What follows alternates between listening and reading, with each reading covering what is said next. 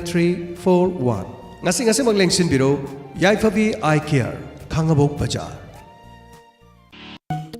Kabirani Fundray Mayum Zubedabo Tagat Bafong Doksari, Nungsang Namatam Sang na Naba, Chikpa Pomba, Kong Hambayadaba, Itaba, Kong Toina Hamning Tauba, Hambayadaba, Kwang Naba, Lengban Naba Kuding Magado, Hidak Amuktang Takpada Pungpa Farehaina, Diamond Radio Gimating na Adombo Hanna, Tagat Bafong Doksari, Tagat Bafong Doksari ba, Sanasam Biren Singh, Wangzing Lamding Bazar Maning, Tagat Bafong Doksari ba, Ningombam Basanda Singh, Wabagay Tera Urak, Tagat Bafong Doksariba Samjai Waikong Komlakhong, Tagat Bafong Doksariba Komantem Ruparani Devi Kwakaitel, Tagat Bafong Doksariba MD Ataw Rahaman, Paubitek Maning Laikai, Tagat Bafong Doksariba Premjit Sekmaijin, Tagat Bafong Doksariba Amom Kumar Elang Kangpokpi, Tagat Bafong Doksariba Ranjit Singh Maibam, Tagat Bafong Doksariba Milan Thawalwang Mataba, Tagat Bafong Doksariba Ina Kunbi Kangla Sangom Sang. Kanabiyo, Tanabiyo, Kabirani Fundray Mayum Zubeda, Bengun Makha Main Road, Akupa Marol Gidamak, contact Tawiyo, 940-278-3274, Amuktanggahan na, 940-278-3274.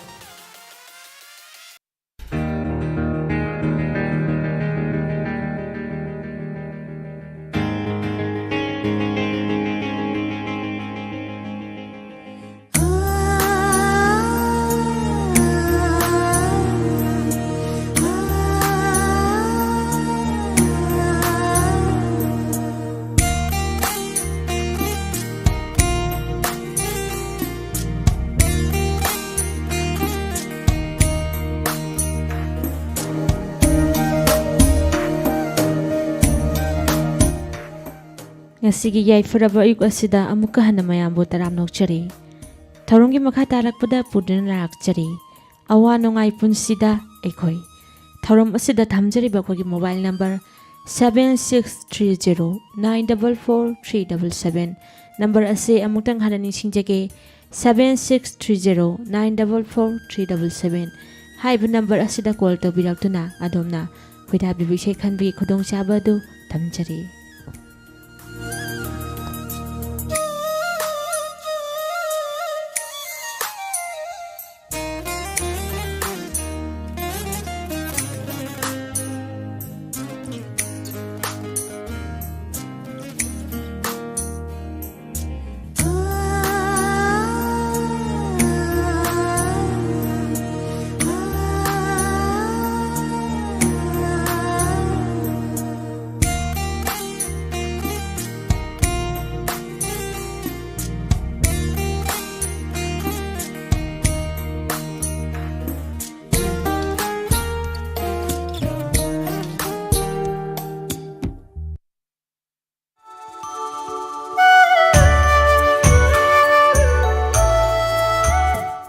Tharomasigi ahanba live faraba caller lakhutchari.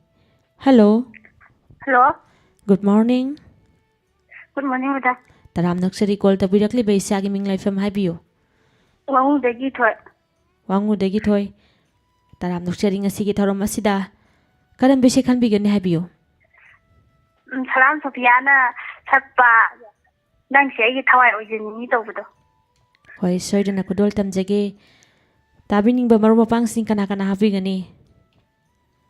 Diamond tayo mayang gudum tamin na sarage. Cha isingadi sabirabra thoi. Chai.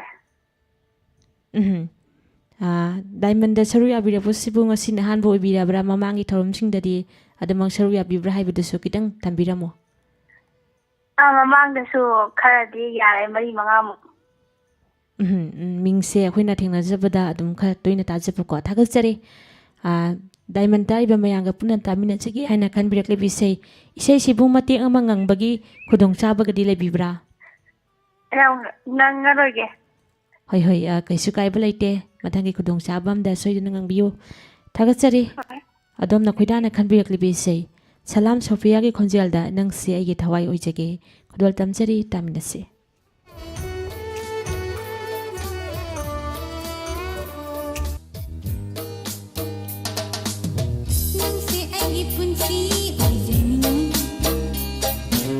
Nang bunga jabami kaya singledi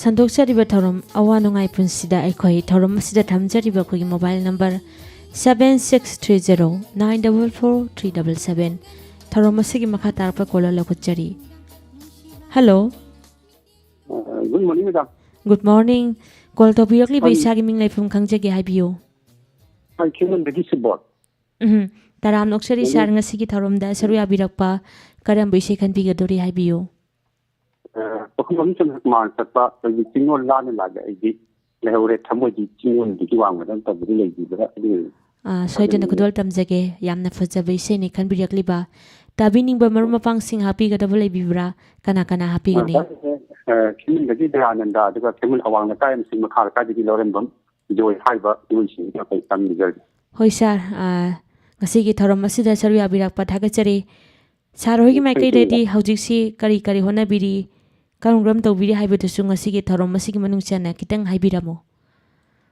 अनि रामा कम कम गाई तबिना का होना जे दुगा साम की सिंपंदी Yanghee सेवा तबा नकै कुंगे दाबिदु होय अना तरा लोंबा जे कम का दी सकेल होय कोई सार से बोल की सिंपम जिसु यामना मग इकाई खुमनबा यारबा सिंपम अमा खंगनी इकाई खुमनबो चरी सार ngasiगी थौरमदा थागचरी अदुदी सार साना खुदाना खंबिरकली बिसै कुदोल तमजगे तामिनसी चंद्र कुमार की खोंजेलदा केसी नंदना सेरिंग बैसैनी लेबी चिंगलोन लाना कुदोल तमजरी तामिनसी आई हाती लई हौरे थमोइदी सिंगलो दुगी वामदा लोई भी सिंगलो लान लाग ꯑꯩꯍꯥꯛꯀꯤ ꯂꯩꯍꯧꯔꯦ ꯊꯃꯣꯏꯒꯤ ꯆꯤꯡꯂꯣꯟꯗꯨꯒꯤ ꯋꯥꯡꯃꯗ ꯂꯣꯏꯕꯤꯁꯤꯡ ꯂꯥꯟꯅ ꯂꯥꯛꯂꯤ ꯑꯩꯍꯥꯛꯀꯤ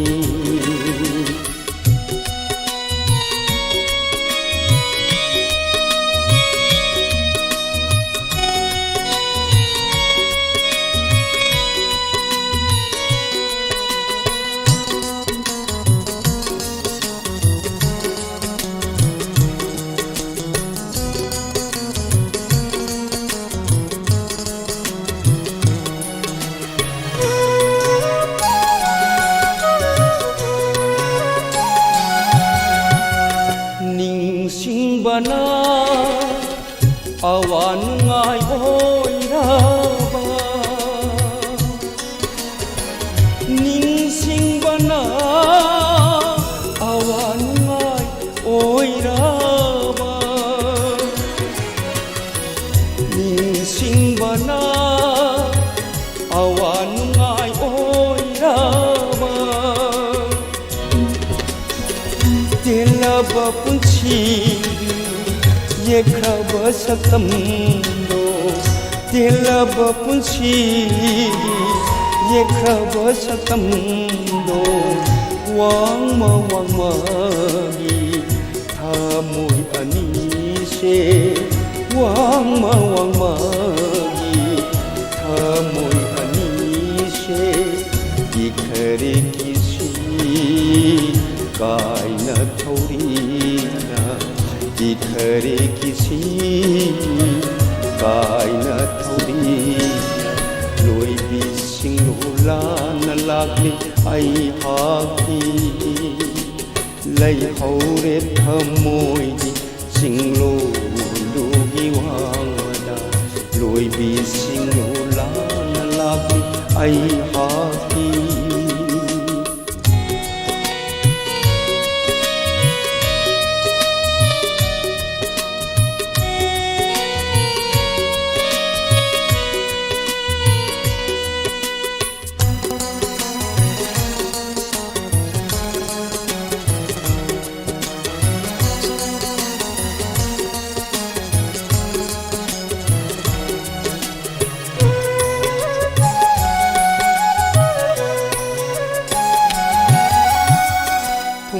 batana panthungla nungsiruwagi thungna batana panthungla nungsiruwagi thungna batana panthungla nungsiruwagi kainaba kayadi nungsinadi haisira kainaba kayadi nungsinadi haisira lana lakiba thoglaba suwakhalse lana lakiba thoglaba suwakhalse kaungamdana khali ahin kaungamdana khali ayingda loibi singhulana lagi aihaki laihaure thamogi singlodugi wa Tharomasigi makha tarpa kolo lokochari. Hello. Hello. Good morning. Taram nokchari call to birakli ba isagi minglai from haibiyu khangjege. Ay Kacchingdagi umarani mayang lamba. Taram. Nasi ahan do phone thongbasi yam harawe. Khoi si yamna nungaijai anobo marum mapang ama thengnachaba. Kamdok biri isi umarani nungai biribra. Nungaijari. Latta su damak yamna toina diamond banu sibiba listener makhakni ngasigi awa nungai punsida aikoi tharom sida seru yabirakpa karam bese khanbigani haibiyu. Puspani da ejegana sakpa lei aigi thamboi nungsida tawbai saido. Isi umarani gi thamoi daga leiba amaga yaubirabro. Ai ꯍꯣꯏ ꯋꯥꯔꯧꯕꯤꯕ ꯌꯥꯗꯦ ꯏꯆꯦ ꯆꯨꯝꯅ ꯁꯨꯝ ꯉꯥꯛꯇꯪ ꯅꯣꯛꯁꯦꯅ ꯐꯥꯒꯤ ꯇꯧꯖꯕꯅꯤ ꯍꯣꯏ ꯁꯣꯏꯗꯅ ꯈꯨꯗꯣꯜ ꯇꯝꯖꯒꯦ ꯇꯥꯕꯤꯅꯤꯡꯕ ꯃꯔꯨꯞ ꯃꯄꯥꯡꯁꯤꯡ ꯀꯅꯥ ꯀꯅꯥ ꯍꯥꯞꯄꯤꯒꯅꯤ ꯍꯥꯏꯕꯤꯌꯨ ꯌꯨꯇꯨꯕ ꯂꯥꯏꯚꯇ ꯂꯩꯕꯤꯔꯤꯕ ꯔꯦꯗꯤꯑꯣꯗ ꯇꯥꯕꯤꯔꯤꯕ ꯏꯆꯤꯜ ꯏꯅꯥꯎꯁꯤꯡꯒ ꯂꯣꯏ ꯇꯥꯃꯤꯟꯅꯖꯔꯒꯦ ꯍꯣꯏ ꯑꯗꯣ ꯏꯁꯩꯁꯦ ꯌꯥꯝꯅ ꯃꯒꯨꯟ ꯂꯩꯕ ꯌꯥꯝꯅ ꯐꯖꯕ ꯏꯁꯩ ꯑꯃꯁꯨ ꯈꯟꯕꯤꯔꯛꯑꯦ ꯃꯇꯦꯛ ꯑꯃ ꯉꯪꯕꯒꯤ ꯈꯨꯗꯣꯡꯆꯥꯕꯒꯗꯤ ꯂꯩꯕꯤꯕ꯭ꯔꯥ ꯏꯁꯩꯁꯦ ꯉꯪꯖꯔꯣꯏꯒꯦ ꯑꯍꯥꯟꯕ ꯑꯣꯏꯕꯒꯤ ꯌꯥꯝ ꯄꯥꯈꯠꯂꯦ ꯍꯣꯏ ꯍꯣꯏ ꯀꯩꯁꯨ ꯀꯥꯏꯕ ꯂꯩꯇꯦ ꯊꯥꯒꯠꯆꯔꯤ ꯑꯗꯣꯝꯅ ꯈꯣꯏꯗꯥꯅ ꯈꯟꯕꯤꯔꯛꯂꯤꯕ ꯏꯁꯩ ꯑꯦꯖꯦ ꯃꯩꯁꯅꯥꯝ ꯑꯃꯗꯤ ꯄꯨꯁꯄꯥꯔꯥꯅꯤ ꯑꯅꯤꯒꯤ ꯈꯣꯟꯖꯦꯜꯗ ꯑꯕꯨꯡ ꯋꯥꯏꯅ ꯁꯩꯔꯦꯡꯕ ꯇꯣꯅꯤ ꯑꯍꯩꯕꯝꯅ ꯁꯩꯔꯥꯡꯂꯤꯕ ꯏꯁꯩꯅꯤ ꯂꯩ ꯂꯩ ꯑꯩꯒꯤ ꯊꯃꯣꯏꯗ ꯂꯦꯡꯗꯅ ꯇꯥꯃꯤꯟꯅꯁꯤ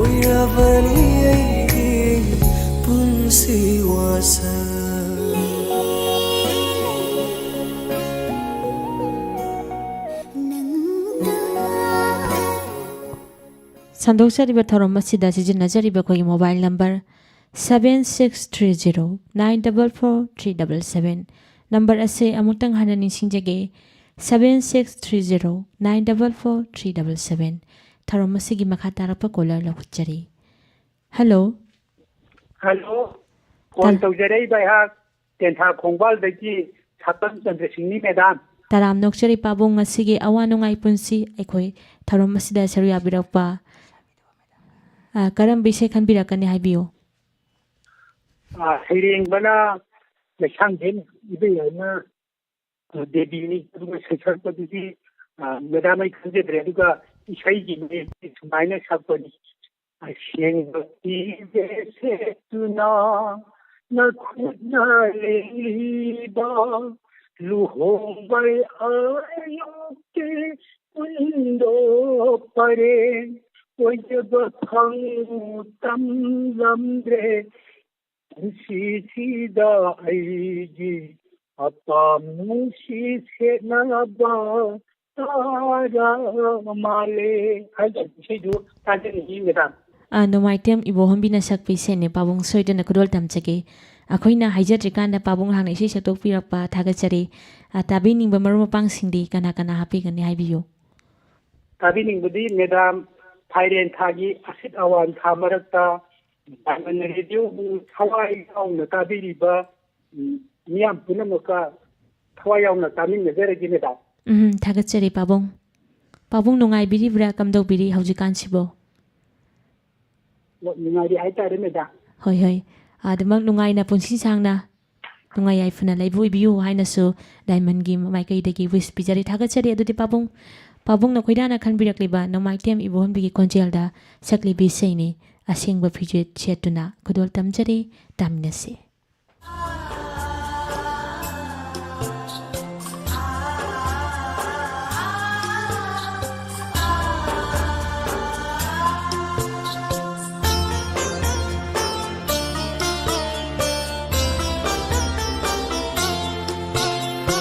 असिंग फिजेट सेटुना नखुतना लेंलिबा लुहोंबाई आयुकी कुंदो परेंदो लुहोंबाई आयुकी कुंदो परेंदो ओइजब फंगु तमलम्द्रे लाइबक्सिदा आईगे अपाम नुंसी सेनाबा तारा माले अपाम नुंसी सेनाबा तारा माले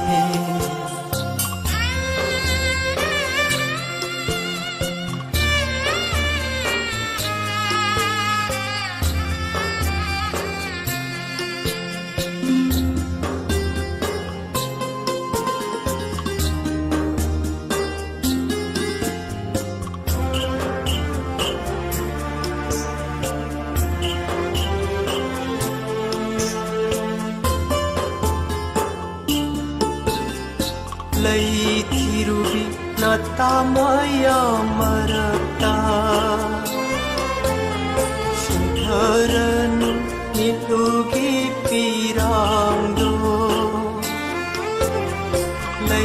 Thirubi natamaya marata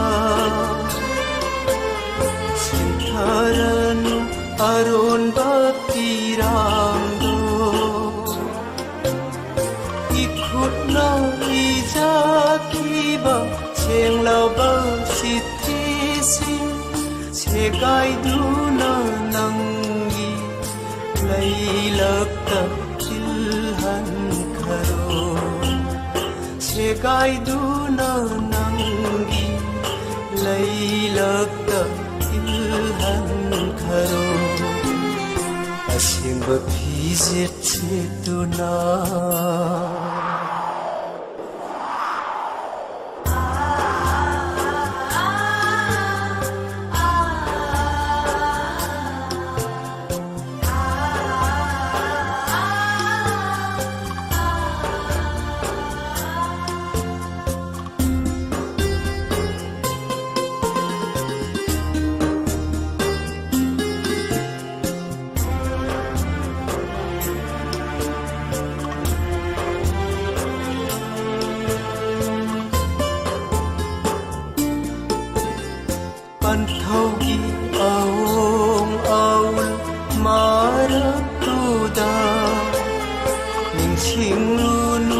ꯂꯝꯂꯥꯟꯕ ꯑꯩꯕꯨꯗꯤ ꯄꯟꯊꯧꯒꯤ ꯑꯋꯣꯡ ꯑꯋꯣꯟ ꯃꯔꯛꯇꯨꯗ ꯅꯤꯡꯁꯤꯡꯂꯨꯅꯨ ꯂꯝꯂꯥꯟꯕ ꯑꯩꯕꯨꯗꯤ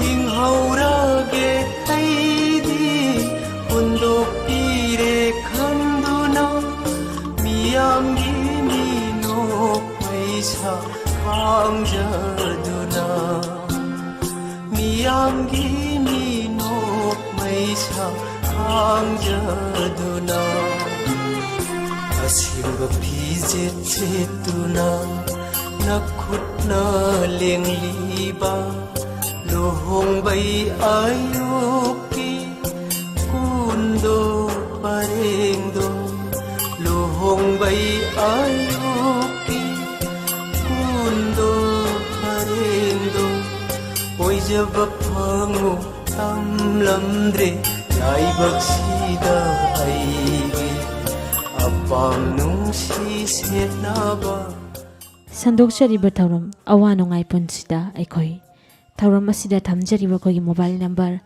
7630944377 ꯅꯝꯕꯔ ꯑꯁꯤꯗ ꯀꯣꯜ ꯇꯧꯕꯤꯔꯛꯇꯨꯅ ꯑꯗꯣꯝꯅ ꯈꯣꯏꯗꯥꯕꯤꯕ ꯏꯁꯩ ꯈꯟꯕꯒꯤ ꯈꯨꯗꯣꯡꯆꯥꯕ ꯑꯗꯨ ꯊꯝꯖꯔꯤ ꯊꯧꯔꯝ ꯑꯁꯤꯒꯤ ꯃꯈꯥ ꯇꯥꯔꯛꯄ ꯀꯣꯂꯔ ꯂꯧꯈꯠꯆꯔꯤ hello Good morning, madam. Good morning call ꯇꯧꯕꯤꯔꯛꯄ ꯏꯁꯥꯒꯤ ꯃꯤꯡ ꯂꯩꯐꯝ ꯍꯥꯏꯕꯤꯌꯨ ꯑꯩ ꯍꯩꯔꯣꯛ ꯕꯖꯥꯔꯗꯒꯤ ꯆꯥꯎ ꯀꯧꯋꯦ.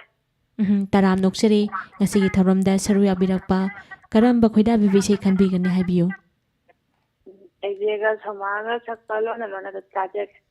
ꯍꯣꯏ ꯁꯣꯏꯗꯅ ꯈꯨꯗꯣꯜ ꯇꯝꯖꯒꯦ ꯇꯥꯕꯤꯅꯤꯡꯕ ꯃꯔꯨꯞ ꯃꯄꯥꯡꯁꯤꯡ ꯀꯅꯥ ꯀꯅꯥ ꯍꯥꯞꯄꯤꯒꯅꯤ ꯍꯥꯞꯆꯒꯦ ꯃꯦꯗꯥꯝ. ꯍꯥꯞꯄꯤꯌꯨ ꯆꯦꯅꯃꯤꯂꯥ, ꯆꯦꯆꯧꯕꯤ, ꯑꯗꯨꯝ ꯆꯦ ꯁꯪꯒꯤꯇꯥ, ꯏꯆꯧꯗꯤꯄ, ꯑꯗꯨꯒ ꯂꯝꯉꯥꯟꯕ, ꯃꯅꯤꯃꯇꯨꯝ ꯃꯌꯥꯝꯒꯤ ꯇꯥꯃꯤꯟꯅꯖꯔꯦꯅ. ꯂꯣꯏꯕꯤꯔꯕ꯭ꯔꯥ ꯁꯤꯅ ꯆꯥꯛ ꯏꯁꯤꯡꯒꯗꯤ ꯆꯥꯕꯤꯔꯕ꯭ꯔꯣ ꯇꯥꯖꯗꯦ. ꯑꯗꯣ ꯌꯥꯝꯅ ꯐꯖꯕ ꯏꯁꯩ ꯑꯃꯁꯨ ꯈꯟꯕꯤꯔꯛꯑꯦ ꯃꯇꯦꯛ ꯑꯃ ꯉꯪꯕꯒꯤ ꯈꯨꯗꯣꯡꯆꯥꯕꯗꯤ ꯂꯩꯕꯤꯕ꯭ꯔꯥ ꯃꯦꯗꯥꯝ ꯉꯁꯤꯗꯤ ꯉꯥꯡꯉꯔꯣꯏꯌꯦ.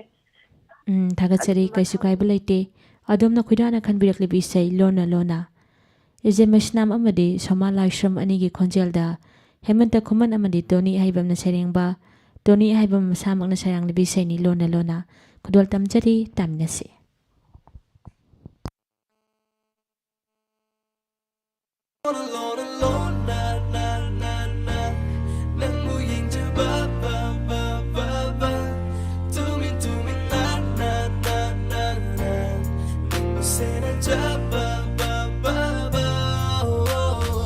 Nungtigi thengnai, nungtigi kaunai, nungsi haina phongdokpa di suk ngamnamde, phongdoklagana thamoigi wase, nangi reply duna kari haibirakpa, nangi fajavana, nangi natauduna, khangdrene se pungau ngau hanbire nangna, aigi wakal se, nangi ta khanbada, potha famsu khang khang handre.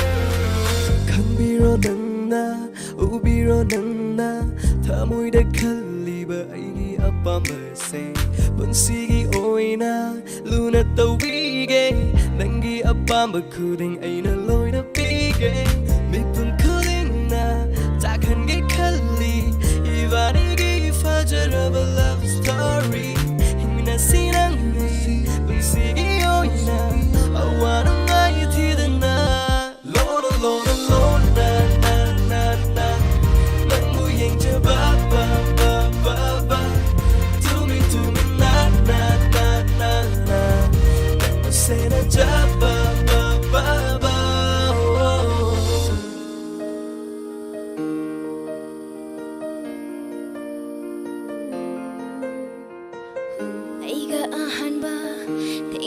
ꯑꯔꯣꯏꯕꯗ ꯅꯪꯒꯤ ꯊꯃꯣꯏꯗ ꯐꯥꯎꯈꯤꯕꯗꯣ ꯑꯩꯁꯨ ꯈꯪꯉꯤ ꯅꯪꯅ ꯌꯦꯡꯖꯕ ꯅꯪꯅ ꯇꯥꯅꯕ ꯍꯥꯏꯗꯣꯛꯇꯕꯒꯤ ꯋꯥꯅꯤ ꯑꯩꯁꯨ ꯂꯣꯏꯅꯃꯛ ꯈꯪꯉꯤ ꯂꯣꯅ ꯂꯣꯅ ꯂꯣꯅ ꯅ ꯅ ꯅ ꯅꯪꯕꯨ ꯌꯦꯡꯖꯕ ꯕ ꯕ ꯕ ꯕ ꯇꯨꯃꯤ ꯇꯨꯃꯤ 나 나 나 나 나 nangbu senajaba ba ba ba Lona lona lona na na na nangbu yengjaba ba ba ba ba tumin tumin na na na na na nangbu senajaba ba ba ba Lona lona lona na nangbu yengjaba tumin tumin ba ba tumin tumin na na na na nangbu senajaba ba ba Lona Lona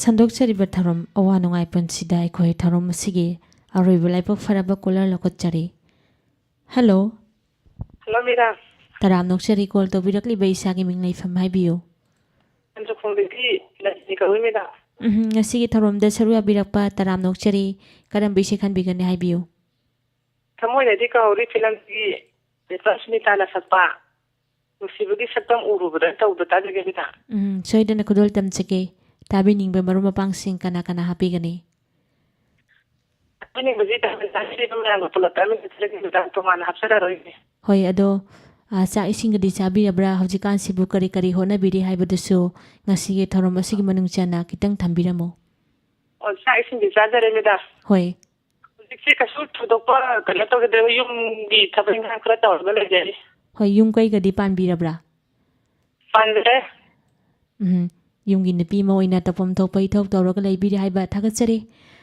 ꯉꯁꯤꯒꯤ ꯊꯧꯔꯝ ꯑꯁꯤꯗ ꯑꯔꯣꯏꯕ colour ꯑꯣꯏꯅ ꯁꯔꯨ ꯌꯥꯕꯤꯔꯛꯄ ꯑꯗꯣꯝꯅ ꯈꯟꯕꯤꯔꯛꯂꯤꯕ ꯏꯁꯩ ꯁꯣꯏꯗꯅ ꯈꯨꯗꯣꯜ ꯇꯝꯖꯒꯦ ꯊꯃꯣꯏꯅꯗꯤ ꯀꯧꯍꯧꯔꯤ ꯐꯤꯂꯝꯁꯤꯗꯒꯤ ꯁꯨꯅꯤꯇꯥ ꯅꯦꯐ꯭ꯔꯝꯒꯤ ꯈꯣꯟꯖꯦꯜꯗ ꯔꯥꯖꯦꯟ ꯌꯦꯡꯒꯣꯞꯄꯝꯅ ꯁꯩꯔꯦꯡꯕ ꯍꯥꯃꯣꯝꯅꯕꯅ ꯁꯩꯔꯥꯡꯂꯤꯕ ꯏꯁꯩꯅꯤ ꯅꯨꯡꯁꯤꯕꯒꯤ ꯁꯛꯇꯝ ꯇꯥꯃꯤꯟꯅꯁꯤ